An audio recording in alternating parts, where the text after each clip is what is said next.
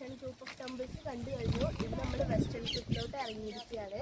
ഇവിടെ ദുലാദിയോ ടെമ്പിൾ എന്ന് പറയുന്ന ഒരു ക്ഷേത്രമാണ് ഇവിടെ ഇന്ന് നമുക്ക് കാണാനായിട്ടുള്ളത്. അപ്പോൾ നമ്മൾ ഇപ്പോൾ ക്ഷേത്രത്തിൻ്റെ പുറത്തെത്തിയിട്ടുണ്ട്. ഇനി നമുക്ക് അകത്തുള്ള കാഴ്ചകൾ എന്തൊക്കെയാണെന്ന് പോയി കാണാം. ഇവിടെ മറ്റുള്ള ക്ഷേത്രത്തിന് കുറച്ച് ഡിഫറെൻ്റ് ആയിട്ടൊരു ഗാർഡനൊക്കെ ചെയ്ത് വെച്ചിട്ടുണ്ട്. ഇത് വെസ്റ്റേണിലത്തെ രണ്ടാമത്തെ ക്ഷേത്രമാണ് ഇപ്പോൾ നമ്മൾ കാണുന്നത്. ഇവിടെ നല്ല കാറ്റാണ് കേട്ടോ, നല്ല കാറ്റ് കിട്ടുന്നത്.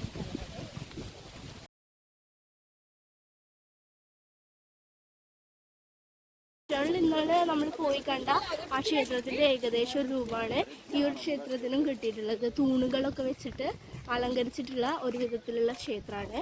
ഇന്നലെ നമ്മൾ കണ്ട ക്ഷേത്രത്തിൽ തൂണുകളിലൊന്നും അധികം വർക്കുകൾ ഉണ്ടായിരുന്നില്ല, പക്ഷെ ഇവിടെ തൂണുകളിലൊക്കെ അത്യാവശ്യം നല്ല വർക്കുകളൊക്കെ കൊടുത്തിട്ടുണ്ട്.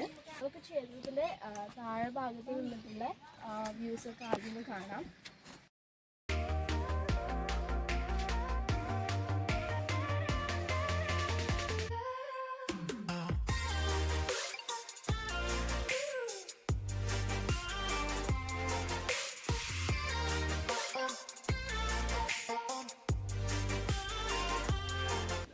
മറ്റെല്ലാ ക്ഷേത്രത്തിലും പോലെ തന്നെ ഫസ്റ്റ് ഒരു തറയുണ്ട്, അതിൻ്റെ മുകളിലായിട്ടാണ് ക്ഷേത്രം സ്ഥിതി ചെയ്യുന്നത്. ഇത് ഇവിടുത്തെ മാത്രം ഒരു പ്രത്യേകതയാണെന്നാണ് തോന്നുന്നത്. നമ്മൾ ദുലാദിയോ ടെമ്പിളിൻ്റെ അകത്തോട്ട് പ്രവേശിക്കുകയാണ്. ഇവിടെ അകത്തോട്ട് കയറുന്നതിന് മുൻപ് നമ്മൾ ക്ഷേത്രത്തിന് ഒരു പ്രാവശ്യം വലയം ചെയ്യണം, എന്നിട്ട് മാത്രമേ ക്ഷേത്രത്തിൻ്റെ അകത്തോട്ട് കയറാൻ പറ്റുക. അത് ഇവിടുത്തെ ഒരു പ്രത്യേകതയാണ്. പിന്നെ ഈ ദുലാദിയോ ക്ഷേത്രം ശിവന് വേണ്ടിയിട്ട് ഡെഡിക്കേറ്റ് ചെയ്തിട്ടുള്ള ഒരു ക്ഷേത്രമാണ്. എന്തായാലും നമുക്ക് ക്ഷേത്രത്തിനെ ഒന്ന് വലയം ചെയ്തിട്ട് അത് കാഴ്ചകളിലേക്ക് പോവാം. ഇവിടെ ഈ സാറിൻ്റെ ഈ ഭാഗത്ത് യുദ്ധമായിട്ട് ബന്ധപ്പെട്ടിട്ടുള്ള ഒരുപാട് ചിത്രങ്ങളൊക്കെ നമുക്ക് കാണാൻ പറ്റും. ഒരുപാട് ആനയും അതുപോലെ തന്നെ പടയാളികളൊക്കെ ആനപ്പുറത്തും കുതിരപ്പുറത്തൊക്കെ നിൽക്കുന്നതായിട്ടും, പിന്നെ ഇവിടെ ഒരുപാട് ഫ്ലോറൽ വർക്കുകളൊക്കെ നമുക്ക് കാണാൻ സാധിക്കും. ഇതെല്ലാം ചണ്ഡേല രാജവംശം AD 885 1950 ഇടയിൽ നിർമ്മിച്ചിട്ടുള്ള ക്ഷേത്രങ്ങൾ തന്നെയാണ്. ഇവിടെ നമ്മൾ ക്ഷേത്രത്തിന് ഇടിമിന്നൽ ഏൽക്കാതിരിക്കാൻ വേണ്ടിയിട്ട് ഒരു എർത്ത് കൊടുത്തിട്ടുണ്ട്. കോപ്പറിൻ്റെ ഒരു കമ്പി, പരന്ന ഒരു കമ്പി ഉപയോഗിച്ചിട്ടാണ് കൊടുത്തിട്ടുള്ളത്. അതിൽ ഏറ്റവും ടോപ്പിലായിട്ട് നമുക്ക് ഒരു ആൻറ്റിന പോലത്തെ ഒരു സാധനം കാണാൻ പറ്റും. അതാണ് ആക്ച്വലി അതിനെ ആ എർത്തിനെ ഈ കമ്പിയിലോട്ട് കൊടുക്കുന്നത്. ഇവിടെ നമുക്ക് ഒരുപാട് ദേവതമാരുടെ രൂപങ്ങളൊക്കെ കാണാൻ പറ്റും. തൃശൂലം പിടിച്ച് നിൽക്കുന്നതും അതുപോലെ തന്നെ ഒരുപാട് വാദ്യോപകരണങ്ങൾ കയ്യിലേക്ക് നിൽക്കുന്ന രൂപത്തിലുള്ള പ്രതിമകളെയൊക്കെ നമുക്ക് ഇവിടെ കാണാൻ സാധിക്കും.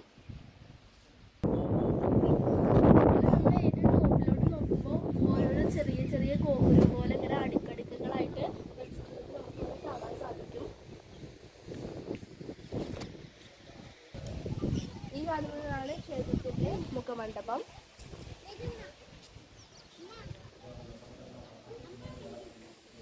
ഇവിടെയും നമുക്ക് തൂണുകളിലും മറ്റുമായിട്ട് ഒരുപാട് കൊത്തുപണികൾ കാണാൻ സാധിക്കും.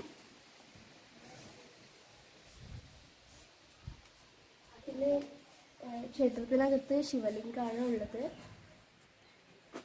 ഇവിടെ ഒരുപാട് പൂജ, ഇവിടെ മെയിനായിട്ട് ശിവനെയാണ് ഈ ഒരു ഭാഗത്ത് വെസ്റ്റേൺ ടെമ്പിളിലത്തെ ഈ ഒരു ഭാഗത്ത് ആരാധിക്കുന്നത്. അപ്പോൾ ജൈനമതത്തിലുള്ള ആളുകളൊക്കെ ശിവനെ ആരാധിച്ചിരിക്കണം. ഇവിടെ മഹാദേവന്റെ ശിവലിംഗത്തിന് മറ്റൊരു പ്രത്യേകതയുണ്ട്. ഒരു വലിയ ഒരു സഹസ്രലിംഗം നമുക്കിവിടെ വന്നാൽ കാണാൻ സാധിക്കും. അതിനെ ചുറ്റി 1001 ചെറിയ ചെറിയ ശിവലിംഗങ്ങളും നമുക്ക് കാണാൻ സാധിക്കും. പിന്നെ നമുക്ക് നമ്മുടെ മനസ്സിൽ എന്ത് ആഗ്രഹം വെച്ച് പറഞ്ഞാലും ഇവിടെ വന്ന് പറഞ്ഞാൽ അത് സാധിക്കുമെന്നാണ് വിശ്വാസം. ब्रह्मा, शिव, विष्णु 4 स्टेचू है, 5 है, 9 प्लानेट, 9 ग्रह। खजुराहो के मंदिरों का एक रीजन है, जिस गॉड का मूर्ति सेंटर पे होगा मंदिर उसी का होगा। 4 स्टेचू इधर है, सत्र मात्र का है, 1 2 3 4, 3 इधर है, 5 6 7, नीचे डांसिंग गणेश, इधर देखेंगे सीटिंग गणेश, इधर माता सरस्वती। ये अर्ध चंद्र है, चंद्र जो होता है वो शीतल होता है। चंद्र, जब इस पे अपन खड़े होकर दर्शन करते हैं तो आत्मा पे शीतलता प्रदान हो जाएगी, जो कुछ भी होगा तो शीतल हो जाएगा। अंदर इसमें एक शिवलिंग है जिसमें 11 सर्किल है, हर सर्किल पे 100 शिवलिंग है, तो 1101 शिवलिंगम, जिसमें 1000 से ज़्यादा शिवलिंग होता है उस शिवलिंग को बोलते हैं सहस्त्रलिंगम। 3 शिवलिंग सबसे मेन होता है, सहस्त्रलिंग, ज्योतिर्लिंग, शंभु। इसका एक बार दर्शन करेंगे तो 1101 दिन के दर्शन करने का ही फल प्राप्त करेंगे। एक बार जल बेलपत्र भी अर्पण करेंगे तो एक बार में ही 1100 शिवलिंग का पूजन कर लेंगे। अब खजुराहो के जितने भी टेम्पल हैं, आर्ट के मामले में ये सबसे फेमस टेम्पल है। ये ज्वेलरी है, जो आर्ट है, इससे सुंदर आर्ट खजुराहो के किसी टेम्पल पे नहीं है। जैसे इसका देखिए हेयर स्टाइल, देखिए कितना सुंदर हेयर स्टाइल है। इसके गले का नेकलेस देखेंगे आप, इसकी माथे की बिंदिया देखिए। 9वीं 10वीं सदी में भी ये इतना सुंदर आर्ट और कला एक बहुत वो होती है। इधर देखेंगे एक और सुंदर सा, इसके कान पे रिंग देखिए, जो आज भी रिंग चलता है, उस समय भी रिंग का वर्णन था। इसका जो महामंडप है ये अष्टकोणीय है। ओल्ड टेम्पल 4 कोणीय महामंडप, केवल दूल्हा देव ही एक ऐसा टेम्पल है जिसमें अष्टकोणीय महामंडपा। आपने वेस्टर्न देखा? अब थोड़े इसका रिकॉर्ड कम करिए, फिर मैं आपको बताऊंगा। जो वो जानवर है वो राजा के राज का मोनोग्राफ है, उसको सहदूल बोलते हैं। वो काल्पनिक है, इच्छाओं का प्रतीक है। ये काल भैरव है। इनके सिर देखिए टूट गया है, नहीं नरमुंड की माला बनी हुई है। जिनके सिर पे ये नाग है, ये विश्व का न्याय है। ये शिव पार्वती है, ये शिव पार्वती है। ये जो पैर ऊपर किए है, पैर से कांटा निकाल रही है। उस समय 10वीं सदी में डॉक्टर पॉसिबल नहीं था, तो जब कांटा निकाला जाता है तो दर्द होता है कि नहीं होता? तो आप करिए, उस समय नेचुरल इलाज होता था, तो वो इलाज भी कर रही है। इसमें जो मिथुन मूर्तियां हैं, जिनको अपन कामुक मूर्ति बोलते हैं, एक देखिए वो है सामने, एक देखिए उधर है, एक इधर आइए, एक देखिए ये है। इसमें ये वर्णन दिया गया है कि काम जो है वो कुछ क्षण के लिए अंधा होता है। इसमें क्रोध का वर्णन है, काम और क्रोध अंधे होते हैं। कैसे दर्शाते हैं? तो देखिए ये तांत्रिक है, इधर जो बाल पकड़े हुए हैं उसके हाथ में देखिए चाबुक है, क्योंकि वो क्रोधित है, वो पीटने की कोशिश कर रहा है। तो काम और क्रोध ये कुछ क्षण के लिए अंधे हैं। वो एक ऐसी क्रिया के लिए कह रहा है जिसके लिए वो राजी नहीं है। तो इधर ये इसके सपोर्ट के लिए देखिए, उस समय घर पे आटा पीसा जाता था, क्योंकि आईना आ गया तो वहाँ पे देखिएगा, इस पे घर पे आटा पीसते थे। तो ये आटा की चक्की है। ये इनके हस्बैंड काम पे अंधे थे और ये क्रोध पे अंधे हैं। അപ്പൊ ഈ ക്ഷേത്രത്തിൽ നമുക്ക് ഈ ക്ഷേത്രത്തിനെ കുറിച്ച് പറഞ്ഞുതരാന്ന് പറഞ്ഞിട്ടുണ്ട്. ये पौर पुत्र हनुमान है, हाथ पे माउंटिंग है। ऊपर का जो मूर्ति है वो सदा शिव है। पहले उसका आप मुकुट देखिए, और करिए आप वेस्टर्न देख के आए हैं, उसका मुकुट देखिए, इतना सुंदर मुकुट किसी मूर्ति में गहना नहीं है। कानन के कुंडल देखिए, गले का गहना देखिए, पैर पे पायल देखिए, 12 भुजाएं हैं। सदा शिव का मूर्ति है। इधर आइए, ये जो मूर्ति है ये गॉड ऑफ डेथ, यम का जो दिशा होता है वो दक्षिण होता है, इसलिए दक्षिण पैर करके हमारे यहाँ सोते नहीं है। यम का वास होता है। साइड का जिनका मुख टूटा है God of Nirriti, waste facing. ये आपका हुआ नृत्य कोण। इधर आइए, एक देखिए मिथुन मूर्ति वो है, उसको पग आसन बोलते हैं। जो कामुक मूर्तियां है ना, उसको नीचे 2 घड़ा रखा हुआ है। इसको इधर देखिएगा, इसी अखंड आसन, 2 लेग्स स्टैंडिंग। इधर देखिए 1 स्टोन पे 2 अप्सराएं हैं, जो खजुराहो के किसी मंदिर पे नहीं। इनका मुकुट देखिए, हेयर स्टाइल देखिए, कमर बंद देखिए, उनके हाथों का स्टाइल देखिए। पहले उस समय अपन लोग कितने आगे थे। कानन की रिंग देखिए। इधर आइए, इधर देखिए, उसके हाथ पे मिरर है, हाथ पे मिरर लिए हैं, 5 उंगली अलग दिख रही है। कान पे श्रृंगार कर रही है। 10वीं सदी में भी श्रृंगार का वर्णन था, क्योंकि श्रृंगार के बिना सुंदरता का वर्णन अधूरा है। इधर आइए, एक अप्सरा ये देखिए, इसके कमर बंद देखिए, कमर का बेल्ट देखिए, कानन की रिंग, कितना सुंदर काम किया गया है। 1 स्टोन पे आपने वेस्टर्न देखा, ऐसी किसी भी मंदिर पे 1 स्टोन पे 2 अप्सराएं नहीं थी, क्योंकि ये सबसे लास्ट का टेम्पल है। शिल्पकार बनाते बनाते इतने एक्सपर्ट हो गए, जिसमें जो आर्ट, जो ज्वेलरी, जो गहना दिया, वो खजुराहो के हर मंदिरों से सुंदर गहना है। इधर आइए, ये भगवान शिव हैं। देखिए इसका त्रिशूल देखिए, कोबरा देखिए, कानन के कुंडल देखिए, मुकुट देखिए। मुकुट के बीच में देखिए चंद्रमा का वर्णन दिया गया है। बनाने वाले ने कितना ऐसा किया ना, चंद्रमा बना हुआ है, कानन का गले का गहना देखिए, भगवान शिव का कितना सुंदर प्यारा मूर्ति है। ये जो मूर्ति है नटराज है, नृत्य करते हुए शिव थे। ऊपर का मूर्ति देखिए, गौर करिए, 1 स्टेचू 3 गॉड है, उसमें सन गॉड सूर है, शिव है और ब्रह्मा है। आप कैसे मानेंगे कि एक ही मूर्ति में 3 भगवान, ऊपर का एक ही मूर्ति में 3 भगवान है, शिव जी बने हुए हैं। एक ही मूर्ति में 3 भगवान है, जिसमें सन गॉड सूर्य, ब्रह्मा और शिव। कैसे पहचान करेंगे? तो सूर्य के ये दोनों फ्लावर सामने हाथ पे निशान बने हुए हैं, पीछे से जाते हैं तो त्रिशूल बना है, हाथ पे कोबरा है। और ब्रह्मा की पहचान कैसे करेंगे? तो देखिए 3 हेड है। और गौर करिए आप, इसका जो मुकुट है अलग प्रकार का है, क्योंकि ये ब्रह्मा का मूर्ति है। इसका जो मुकुट है ये शिव का मूर्ति है, ये अलग प्रकार का है, सेम टू सेम नहीं है। गौर कर सकते हैं। इधर आइए, एक देखिए मिथुन मूर्ति वो है सर, उसको वाटर फिगर बोलते हैं। जो कामुक मूर्ति है जल क्रिया, उसको वाटर फिगर बोलते हैं। ये जो मूर्ति गॉड ऑफ वाटर भगवान वरुण है। कैसे पहचान करेंगे कि वरुण का मूर्ति है? इनका वाहन मगरमच्छ है, इनका दिशा वेस्ट होता है, ये वेस्ट दिशा है। इधर आइए, जिनका ये हेड टूट गया है, ये भगवान पवन देव है, नॉर्थ फेसिंग। नॉर्थ और वेस्ट के बीच से जो दिशा बनती है इसको बोलते हैं वायुकोर। इधर देखिए, उसके हाथ पे मिरर है, वो श्रृंगार कर रही है। इधर देखिए, 1 स्टोन पे 2 अप्सराएं। इसके हेयर स्टाइल देखिए, उस समय कई प्रकार के हेयर स्टाइल हुआ करते थे, ऐसा नहीं है उस समय अपन लोग बहुत आगे थे, उस समय कई प्रकार के हेयर स्टाइल हुआ करते थे। एक देखिए मिथुन मूर्ति वो है,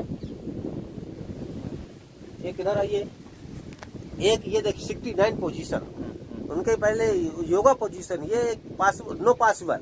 उस समय बॉडी का कितना ख्याल करते थे। ये इसके गले का नेक लेग्स देखिए। इधर आइए, 2 अप्सराएं वो खड़ी हैं, देखिए आप गौर करें, दिस इज मॉडलिंग।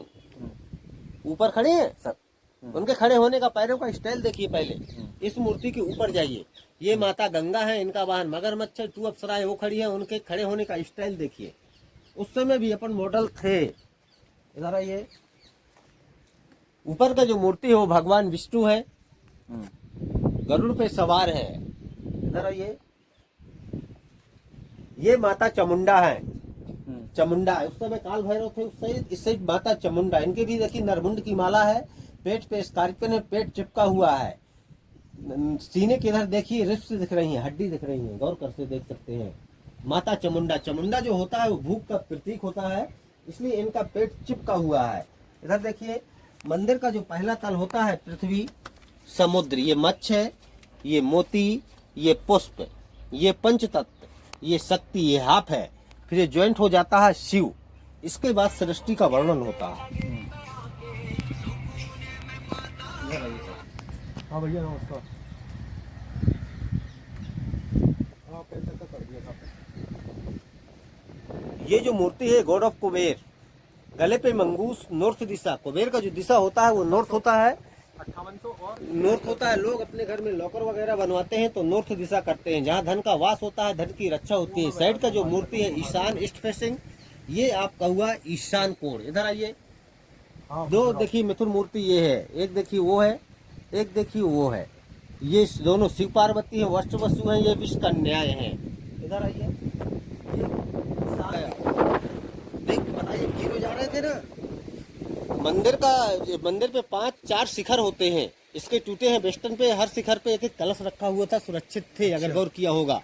पहला शिखर ये है, दूसरा शिखर ये है, तीसरा वो है, चौथा वो है। जो मंदिर का पहला शिखर होता है उसको बोलते हैं धर्म, जो मंदिर का दूसरा शिखर होता है अर्थ, जो मंदिर का तीसरा शिखर होता है काम, इसलिए काम का भी मूर्ति है। जो मंदिर का मेन शिखर होता है उसको बोलते हैं मोक्ष, मुक्ति। धर्म सबसे पहले, क्योंकि धर्म के आधार से ही जन्म का वर्णन है। किसी को गोल्ड का चम्मच नसीब हो जाता है, किसी को लकड़ी का नहीं होता। पता नहीं है कि कोई अंबानी के घर में जन्म लेता है, कोई झोपड़ी वाले के यहाँ जन्म लेता है। तो पहला धर्म, दूसरा अर्थ, ज्ञान और धन, फिर काम। जब मनुष्य इन तीनों चीजों से फलीभूत हो, इसके बाद मोक्ष प्राप्त करे। ये स्टॉप जहाँ शिवलिंग होगा। आप कहेंगे खजुराहो के मंदिरों का निर्माण कैसे हुआ? एक हेमावती नाम की एक कन्या थी, एक पुरोहित की पुत्री थी, वो काशी से थी, वो एक शरापित थी। अर्धरात्रि में वो काम पे व्याकुल थी। पूर्णिमा का दिन था। अर्धरात्रि में वो सरोवर पे कमल के फूलों के बीच स्नान कर रही थी। पूर्णिमा के दिन जो चंद्र होता है, चंद्र पूरा निकलता है, चंद्र की दृष्टि हेमावती पे पड़ती है, चंद्र हेमावती पे मोहित होते हैं, चंद्र सरोवर पे प्रकट होते हैं। हेमावती चंद्र का मिलन होता है। जब भोर होने लगती है तो चंद्र जाने लगते हैं, सूर्य आने लगते हैं, क्योंकि विधि का विधान बदल नहीं सकता। हेमावती व्याकुल होने लगते हैं और चंद्र को सरापित करने लगते हैं कि ये कलंक कैसे जाएगा। तब भगवान चंद्र हेमावती से कहते हैं कि आपको सरोवर किनारे कुटिया में रहना होगा, आपके एक पुत्र जन्म लेगा, आपको तपभूमि खजूर वट जाना होगा। इसको खजुराहो नहीं बोलते थे। हेमावती सरोवर किनारे कुटिया में रहने लगते हैं, उनके एक पुत्र जन्म लेता है जिसमें देवपुत्र बृहस्पति भगवान चंद्र उनका नेम वर्ण करते हैं। उनका नेम रखा जाता है चंद्रवर्मन। 12 वर्ष की उम्र में उन्होंने एक पत्थर से एक लायन शेर को मार गिराते हैं, जो वेस्टर्न ग्रुप में कंदारिया मंदिर पे मिलेगा। एक बच्चा था जो फाइट कर रहा था, प्लेटफार्म पे शेर बने थे, वो चंद्रवर्मन था। तब भगवान चंद्र प्रसन्न होकर उन्हें राजा होने का वर पारस मणि देते हैं। वो अपने राज का निर्माण करते हैं। इसके बाद अपनी माता का कलंक मिटाने के लिए तपभूमि खजूर वट खजुराहो पे स्थान करते हैं। यहाँ पे 84 यज्ञशालाएं बनवाते हैं, जिनमें देवगणों को आमंत्रित किया जाता है, ऋषि मुनियों को आमंत्रित किया जाता है। उन यज्ञशालाओं में विधि विधान से हवन पूजन पाठ वेदों का उच्चारण होता है, जिससे उनके माता का कलंक दूर होता है। इसके बाद मथुरा से 16,000 शिल्पकार बुलाए जाते हैं। उन्हीं वेदियों पे पीढ़ी दर पीढ़ी नागर शैली के मंदिरों का निर्माण होता है। 22 राजाओं ने मंदिर बनवाए, चंदेल राजाओं ने मंदिर बनवाए। चंदेलों का धीरे धीरे पतन होने लगा। मंदिरों की उपासना न ही हो सकी, मंदिर विलीन हो गए, घनघोर जंगल में खो गए, मंदिर खंडर हो गए। चंदेलों के बाद फिर मुगल आए। मुगल की टुकड़ी यहाँ से निकल रही थी तो मंदिरों को खंडित करते हुए चली गई। मुगल के बाद फिर ब्रिटिश आए। जब किसी को पता नहीं था कि खजुराहो इस वीरान जगह पे कुछ मंदिर भी हैं। जब मध्य भारत का नक्शा बन रहा था तो महेश भट्ट नाम का एक इंजीनियर आया था, जो मध्य भारत का, ब्रिटिश राज का एक इंजीनियर आया था जो मध्य भारत का नक्शा बना रहा था। तो इस जंगल से गुजर रहा था, तो जो जानवर चराने वाले चौराहे होते हैं, उन्होंने कहा सर यहाँ कुछ मंदिर हैं, देखेंगे? उन्होंने कहा यस। तो उन्होंने रास्ता काट करके जो मंदिरों की रास्ता बनाई, झाड़ियाँ काट करके, वो इंजीनियर मंदिरों को निहारा देखा तो उन्होंने कहा ये तो एक अद्भुत चीजें हैं। ब्रिटिश राज में इसको संरक्षण किया गया। इसके बाद देश आज़ाद हुआ। इसके बाद 1985 में ये विश्व हेरिटेज यूनेस्को में आ गया। आप कहेंगे खजुराहो के मंदिरों में ये कामुक मूर्तियाँ क्यों वर्णन है? 6-7 सेंचुरी पहले बुद्धिज्म था। उस समय एक हवा थी कि गृहस्थ आश्रम यूज करने से मोक्ष की प्राप्ति नहीं होती, मुक्ति नहीं मिलती, लोग वैराग्य की ओर जा रहे थे। युद्ध हो रहे थे, लोग डर के कारण भी वैराग्य की ओर जा रहे थे, सैनिक मारे जा रहे थे, पब्लिकेशन कम हो रही थी। राजा चिंतित था। 9-8 सेंचुरी पहले ही मंदिरों का निर्माण हो रहा था। तो राजा ने शिल्पकारों से कुछ काम कला का मूर्ति बनवाया और मंदिर के राउंड पे लगवा दी। राजा की सोच ये थी, जब आदमी वैराग्य की ओर जाता है तो जंगल की ओर जाता है, तपभूमि की ओर जाता है, तपभूमि की ओर जाता है। राजा ने शिल्पकारों से कुछ काम कला का मूर्ति बनवाया, मंदिर के राउंड पे लगवा दी। राजा की सोच ये थी, जब आदमी वैराग्य की ओर जाएगा तो जंगल की ओर जाएगा। 9-8 सेंचुरी पहले मंदिरों का निर्माण सुरक्षा की दृष्टि से घनघोर जंगल पे हुआ था। यहाँ घनघोर जंगल था, कुछ नहीं था। जब आदमी वैराग्य की ओर जाएगा, जंगल जाएगा, जंगल पे महात्मा मंदिर देखेगा तो मंदिर जरूर जाएगा। मंदिर पे ये कामुक मूर्ति देखेगा तो गृहस्थ की ओर लौटेगा। इसलिए राजा ने मंदिरों पे 4 चीजों का वर्णन दे दिया है कि पहला धर्म, अर्थ, काम। ये भी एक जीवन का अनभिन्न हिस्सा है। जब आप मनुष्य इन तीनों चीजों से फलीभूत हो, इसके बाद मोक्ष प्राप्त करें।